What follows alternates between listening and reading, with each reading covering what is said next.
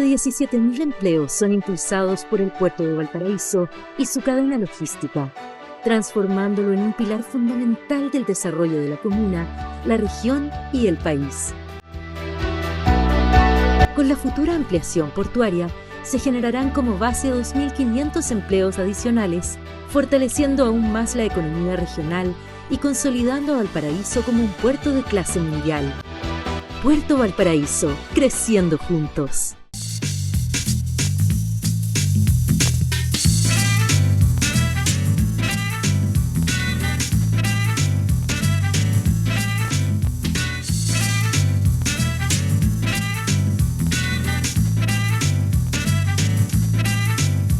¿Cómo están ustedes?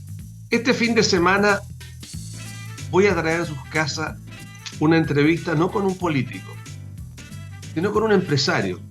Pero no un empresario de estos empresarios en que la empresa le hizo su padre, le hizo su abuelo, sino un empresario creativo que ha sido capaz de por sí mismo desarrollar una actividad y hoy día en los años ya de hombre mayor, no tan mayor, sesentón, es un empresario destacado.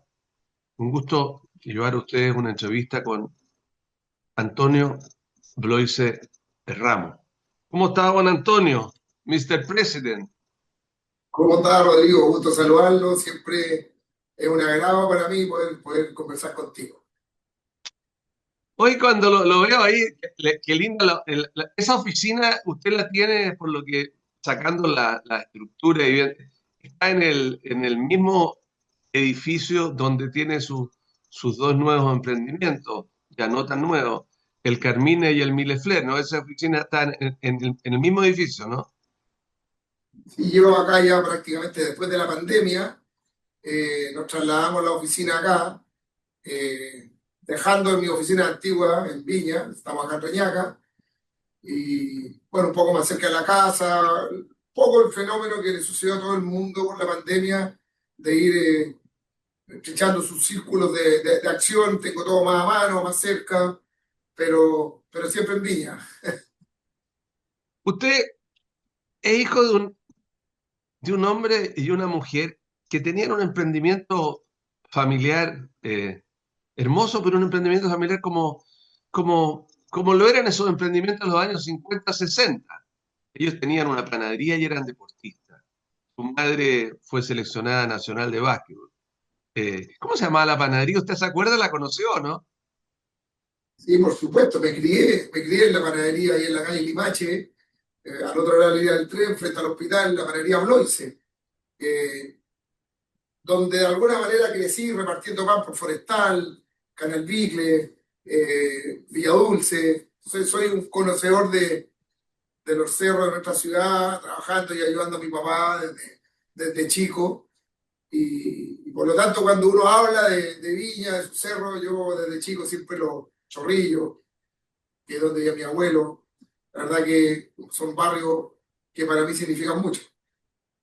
¿Y su mamá tiene recuerdos? No le alcanzó a ver jugar básquetbol, no le alcanzó a ver jugar básquetbol. No, yo no alcancé a ver a mi mamá y era mi mamá como la típica deportista de élite, que no cuentan mucho de sus logros, pero yo me fui enterando que fue de las mejores jugadoras de básquetbol de Chile, de la historia. Ella jugó en los Juegos Panamericanos en Chicago, sacó medalla de bronce y sin duda la mejor basquetbolista que tuvo Everton en su historia. Ella jugaba por Everton y la quinta región.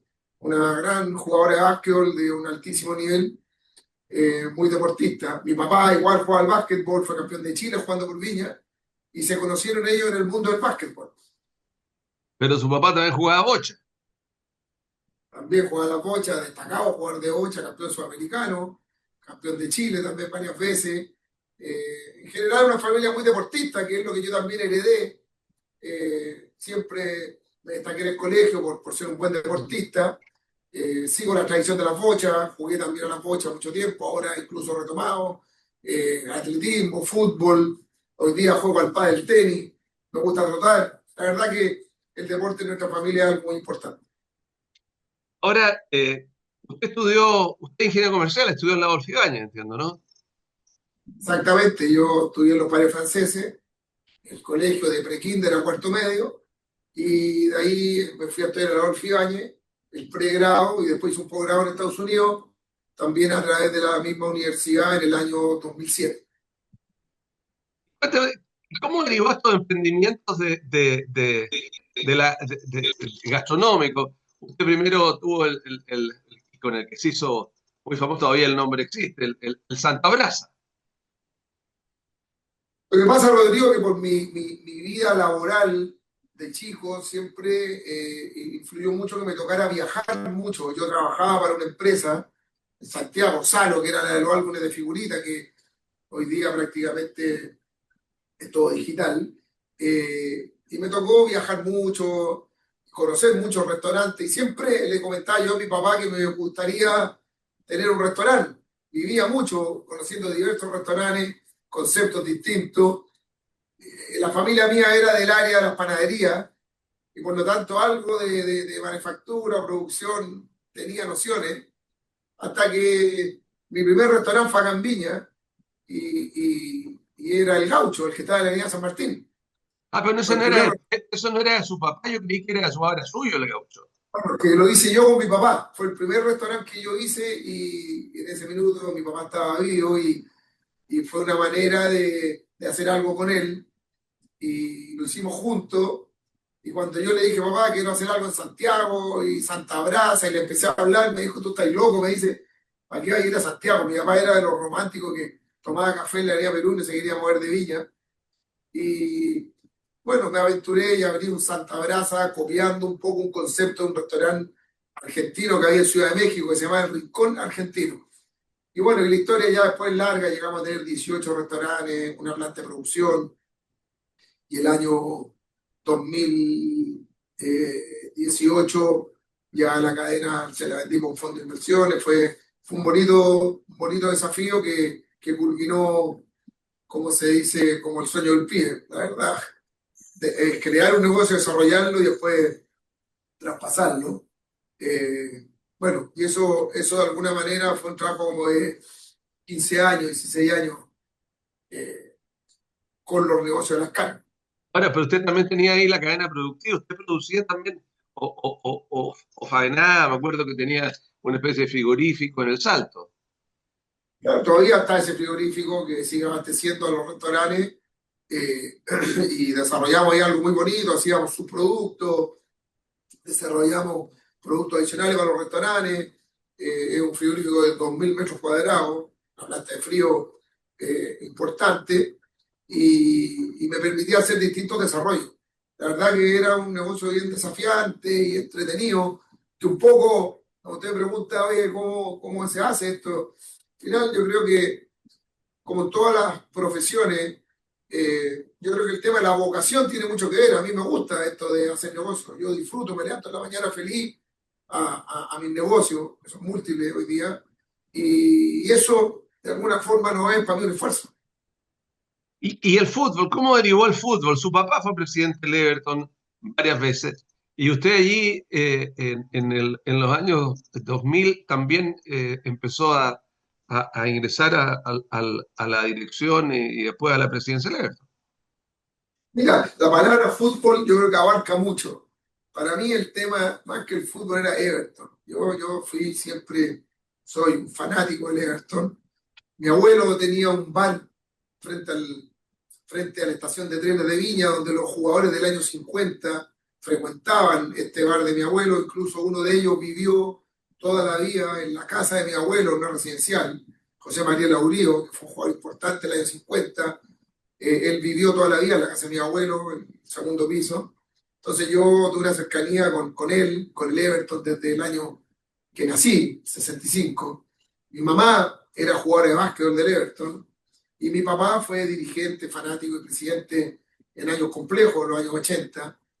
Y bueno, ese sentimiento por Everton me llevó a mí siempre a estar muy conectado con el club. Y hasta que llegué a ser su presidente, un sueño que siempre tuve. Yo siempre digo, yo nunca soñé con ni ser jugador de fútbol, ni ser entrenador. Yo siempre soñé con ser presidente del Everton. Era mi sueño. y lo logré. Y junto con ese sueño vinieron muchas cosas que, bueno, que seguramente las conversaremos, pero grandes logros que hasta el día de hoy me hacen sentirme orgulloso de todo lo que yo pude contribuir a la institución que siempre digo la más hermosa del mundo. Me imagino que uno de esos logros será cuando eh, la única vez en su historia de que el Everton iba a jugar a Inglaterra con su par inglés, digamos, y jugó en el estadio de Everton en Liverpool, y usted iba a cargo de eso junto con Nelson Acosta como entrenador, ¿no? Bueno, eso fue un recuerdo maravilloso porque fue la celebración de nuestros 100 años. Me tocó ser presidente de Everton en el centenario, que también es algo muy importante. Y yo decía, pensaba que había que hacer algo grande para conmemorar nuestros 100 años. Me fui a Inglaterra con una maletita llena de ilusiones, como se dice en el fútbol, a hablar con el presidente del Everton a través de John Sheron, un gran evertoniano en el mundo inglés. Él nos contactó, llegué allá a invitarlos a que vinieran y la verdad que resultó algo diferente, nos invitaron ellos a ir. Me tocó inaugurar esa muy hermosa muralla que muchos villamarinos y evertonianos cuando van a Liverpool se sacan fotos que dicen vivamos Everton. Que cosa curiosa, Rodrigo, le cuento que a través de Carlos Ramírez, un gran amigo que es profesor de la Adolfo Ibáñez, que hoy día tiene mucho contacto con Everton de Inglaterra, el agente del Everton le solicitó que viéramos cómo trasladar esta muralla al nuevo estadio que va a ser el Everton, en Liverpool, y él desarrolló una frase y una placa muy linda que seguramente nos están invitando, o él me comentó, a volver a ponerla en el nuevo estadio del Everton en Inglaterra, que seguramente será dentro de este año, que será un bonito momento para recordar todo el sentimiento evertoniano que recorre el mundo y está muy ligado a lo que hacen los ingleses. Ahora bien, la gente se pregunta muchas veces, especialmente los hinchas más acérrimos, que no les gusta esto de las sociedades anónimas, cómo se transformó en sociedad anónima y cómo el club pasó a las manos a patrimonio de un grupo tan grande como el Pachuca. ¿Cómo se genera eso y qué significa? No, mira, sobre estas cosas siempre se generan muchos mitos, mucha historia, cada uno cuenta una historia distinta. Aquí lo básico, que quien decide que los clubes sean sociedad anónima son sus socios. Y en su momento, los socios de Everton determinaron que fuera una sociedad anónima. Ese paso lo dan los propios hinchas que en ese minuto veían que la institución navegaba por un océano de pura incertidumbre, deuda, juicio, problemas que Everton y muchos equipos de fútbol chileno tenían. Se transforma en sociedad anónima y me invitan a participar. Antonio Martínez me invita y yo, feliz de poder participar, sé que le hizo la invitación a muchos evertonianos y llamarinos y muy pocos quisieron participar. Yo fui uno de los que me involucré sabía que era una tarea muy difícil el poder estabilizar una institución. Que la institución sea sociedad anónima, sea corporación, sea fundación.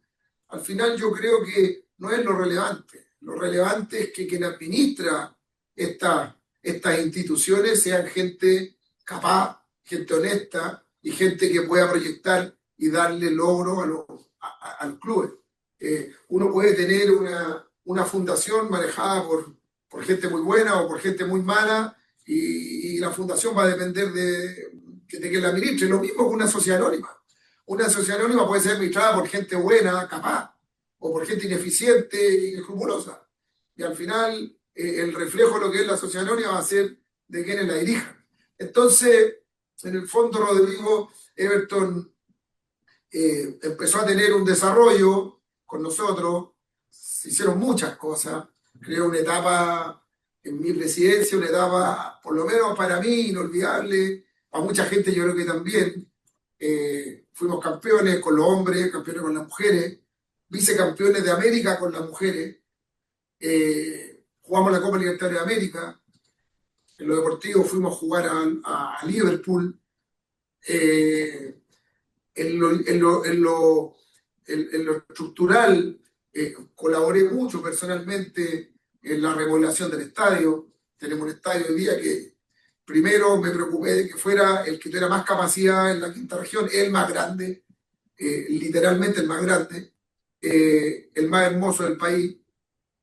Trabajé, desarrollé, construí y conseguí los recursos para hacer la ciudad deportiva, que es de un logro gigante. Estoy en una ciudad deportiva que hoy día alberga 300, 400 niños que hacen deporte sano.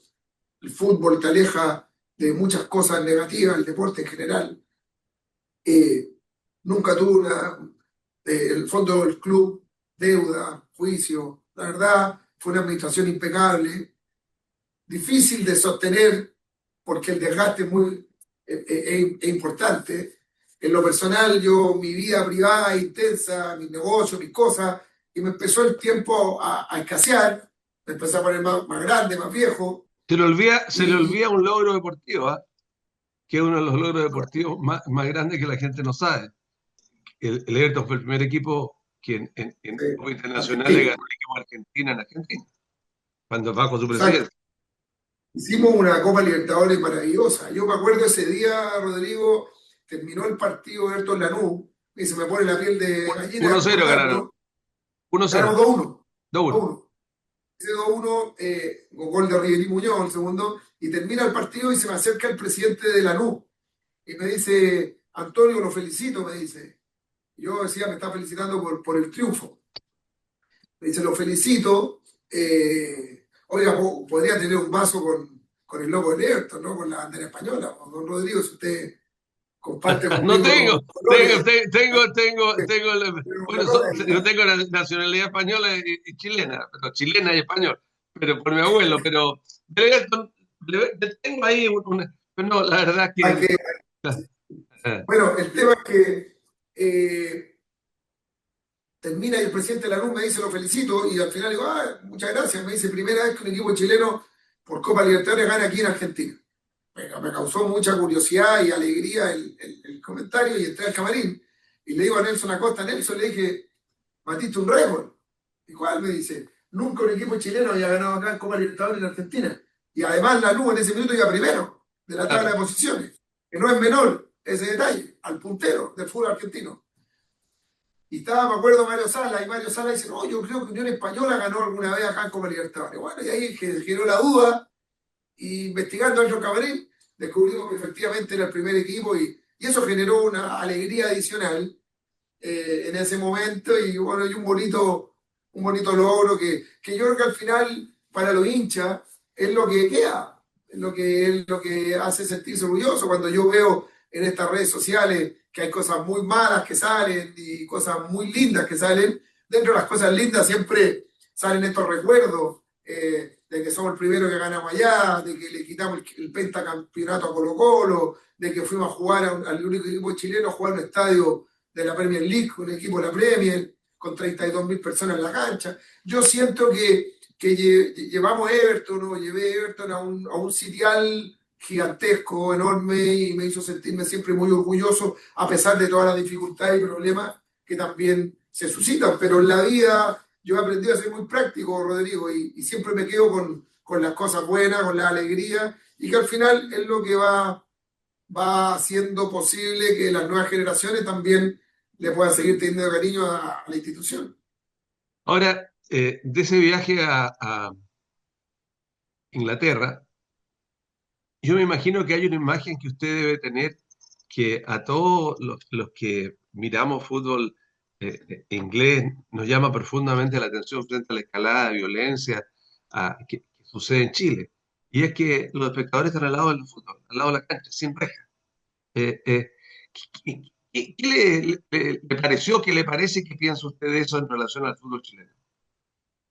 Mira, ahí también hay, en cada comentario suyo yo tengo alguna vivencia. Entonces, yo me recuerdo mucho eso y nos vinimos con la idea de cómo fuera posible en el fútbol chileno intentar que los estadios fueran amables, no estuvieran llenos de rejas, y que los hinchas pudieran disfrutar de un espectáculo cercano a los jugadores.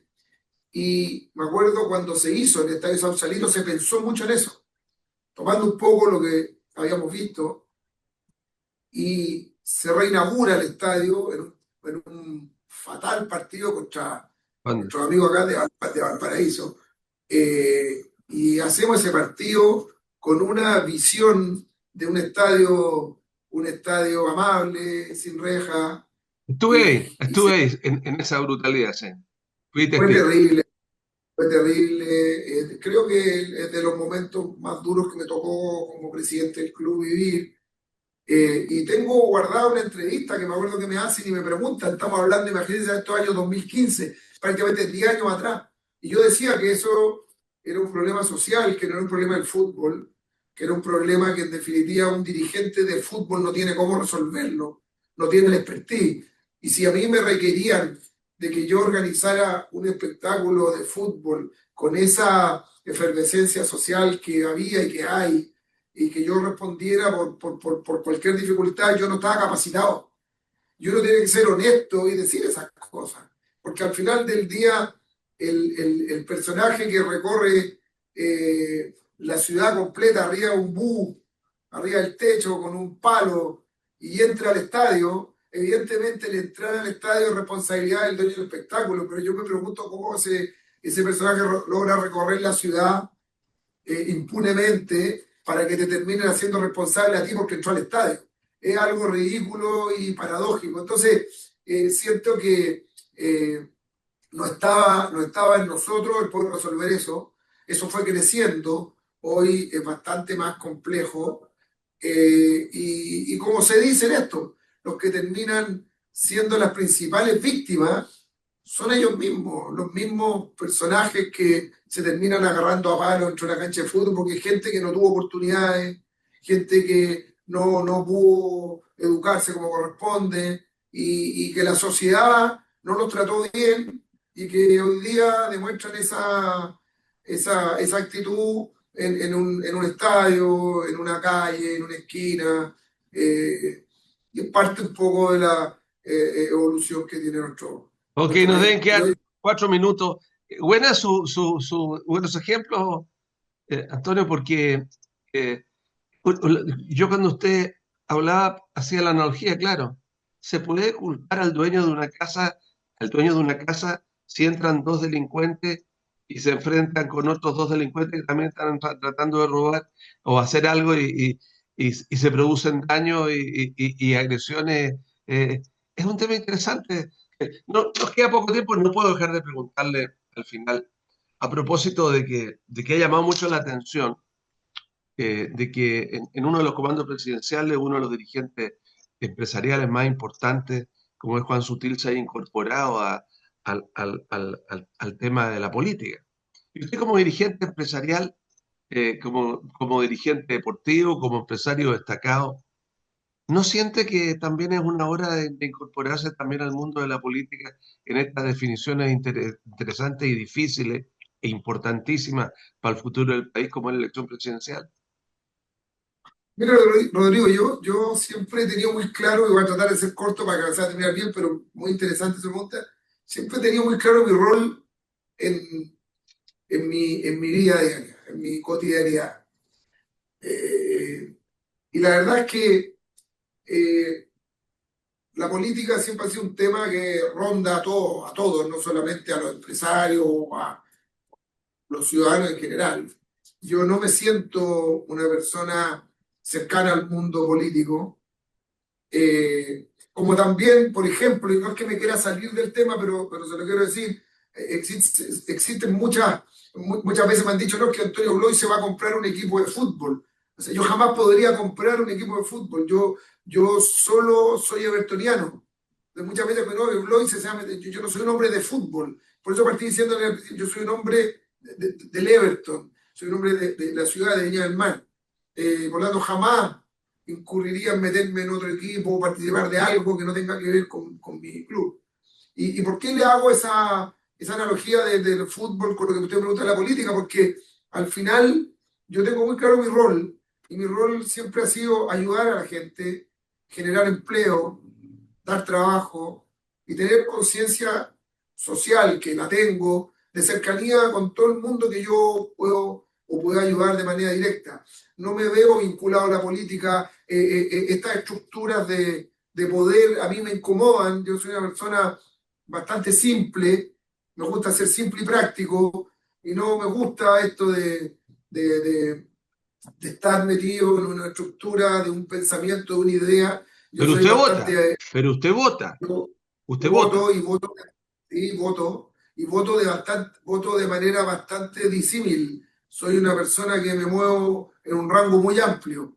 No tengo una visión política muy establecida. Creo mucho en las personas, me gustan las personas en las cuales yo confío y les veo capacidad. Sin embargo, tengo una estructura mental y una visión de la sociedad que evidentemente va muy ligada a que soy un empresario, creo en el mercado, creo un poquitito en cosas que me ligan a cierto sector, pero también tengo una conciencia social bastante desarrollada y me gusta también sentirme satisfecho con satisfacer esa necesidad que tengo también de sentirme cómodo en eso. Bien. Muchas gracias por la conversación, Antonio Luis Ramos. Al finalizar, una cosa cortita. ¿Cómo encuentra que está Viña hoy día? Eh, eh, es una pregunta cortita, pero que la respuesta yo creo que puede ser un poquito larga. Viña Pero sufre lo puede que decir sufre. bien, mal, más o menos, pésima, No, excelente. Viña sufre lo que está sufriendo en general el país y de alguna manera el mundo. Y ese es el desafío que tienen las autoridades. Entonces, al final, me gusta ser positivo, Rodrigo, no me gusta tirar barro. A mí me gusta, más que darle una respuesta categórica, decirle si evidentemente hay problemas, porque eso es innegable, pero dejar una señal de esperanza y de positivismo a que las autoridades tengan la capacidad de ir resolviendo los problemas que hoy Ok, día la sociedad le va poniendo. Así que un mensaje positivo, que ok. ojalá siga siendo una ciudad hermosa. ¿Y entonces usted podría ser un candidato a alcalde de Viña? Bueno, yo siempre voy a estar disponible para que cualquier alcalde de Viña cuente conmigo para hacer de Viña una ciudad más hermosa. Ok, muchas gracias, Antonio Luis Rodrigo, Ramos. abrazo grande. Gracias. Adiós. Usted lo ve ahí, emprendedor, ese joven deportista, los hijos grandes, su mujer al lado de él, un buen emprendedor, un tipo que brilla, siente y piensa Everton y gran impulsor de actividades privadas. Que esté usted muy bien, Antonio Luis.